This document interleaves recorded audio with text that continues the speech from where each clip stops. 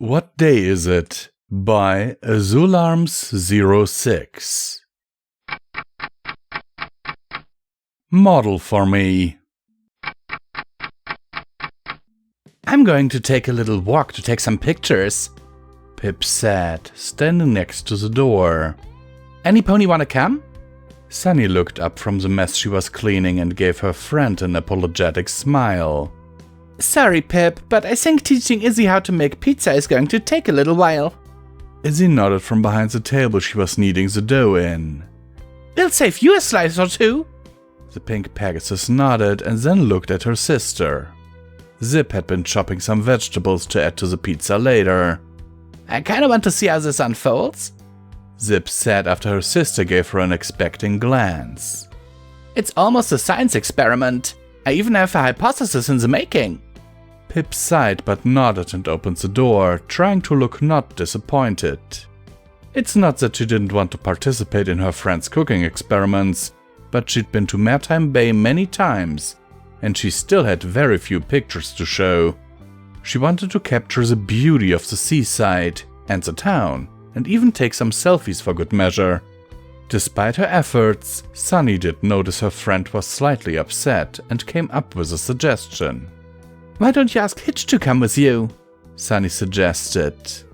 He must be at the station.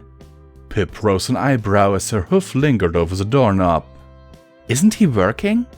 I mean, yeah, but he's a sheriff. He's supposed to walk around to keep an eye on every pony. The orange pony explained, just as Izzy accidentally set the tip of her tail on fire.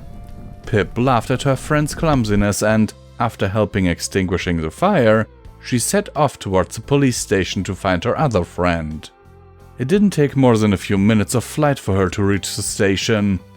She recognized the building from the tour Sunny and Hitch had given her one of the first times she was there, but she'd never gone in. She landed gracefully in front of it and casually crossed the door. The station was rather small and simple compared to the intricately built Royal Guard stations back in Zephyr Heights. This was a small room with some desks arranged in the center and a caged section in the back, which she assumed was some sort of makeshift prison. Can I help you? A male voice asked, startling Pip. She looked around and found a red pony with blonde hair standing next to the door she'd come in from. She recognized him as a pilot of the giant robots that had destroyed Sunny's house a few months ago. Sprout Cloverleaf. She never once had a conversation with him, and the only thing she knew about him, besides him being an ex-dictator, was that he used to be Hitch's childhood best friend. Oh, sorry, she replied, trying her best not to sound nervous. I was looking for Hitch. Sprout sighed, but didn't give Pip an extra reason to be afraid. He's getting lunch, shouldn't take him long, Sprout explained before going back to his cleaning tasks.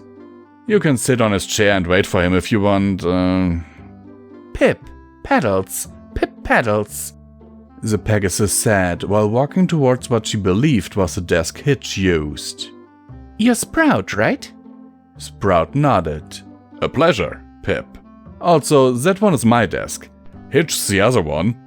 Pip let out a little squeal in embarrassment and, after a quick glance over Sprout's desk, she walked towards the other one. In that other desk, a curious object caught her attention. It was a calendar.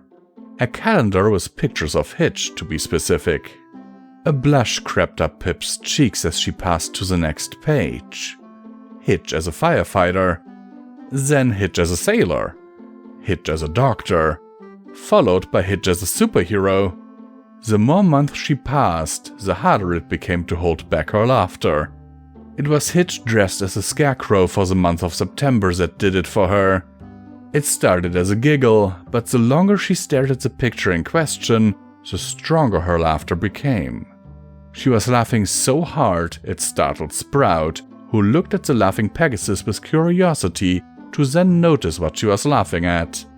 A mischievous smile appeared on his face as he helped Pip up on her hoofs again. I see you discovered Hitch's modeling career, Sprout said, thankful that his cutouts were now removed of the original pictures.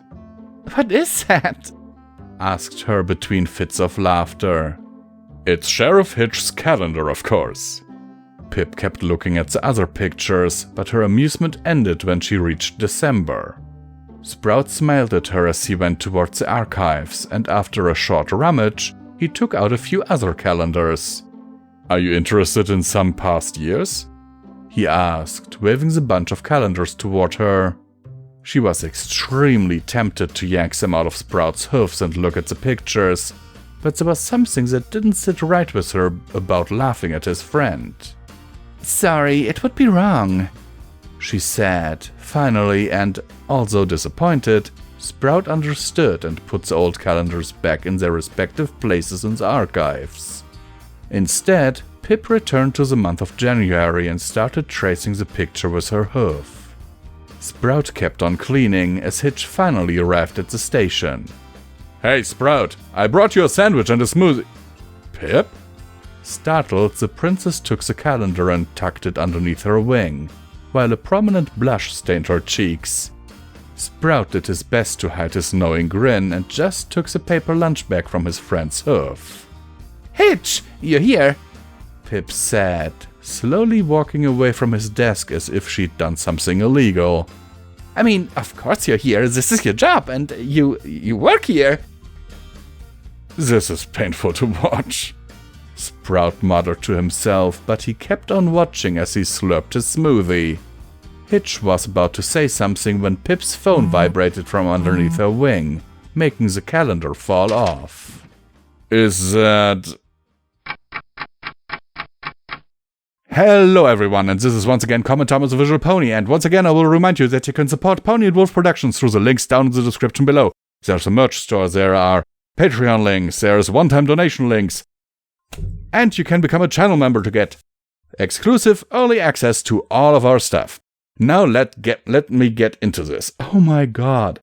Certainly I have been in a situation like Hitch before, where, you know, someone finds something that I've done, or something that is not, you know, my original profession, something that I do on the side, like my YouTube channel.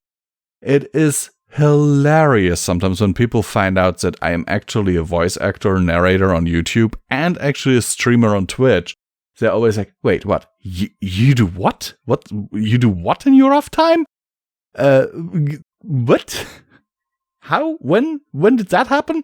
You know, and I always find the reactions interesting, especially when they're like, "Oh, but do you have like a few subscribers? Are you doing this? How long have you been doing this?" And then I tell them, "Hey, I've got a little over 5,000 subscribers with my fiance on YouTube, a little over 100 followers on Twitch," and they're like, "Okay," you know. They never really expect that from me, and I find this kind of hilarious. So I'm a bit. This story is very interesting to me. It's relatable. That was the word I was looking for. Relatable. And yeah, I hope you enjoyed listening to it. I personally think it's a very nice slice of life story that will definitely end up in my read later list, and I recommend you give the author a lot of love. The link to their FimFiction page is down in the description below. And yeah, I hope that this story finds you well in body and mind.